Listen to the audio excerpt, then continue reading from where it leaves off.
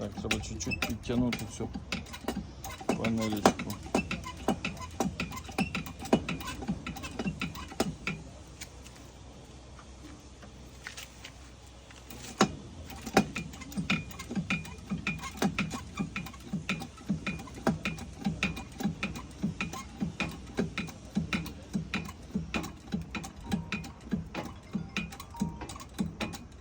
Алло.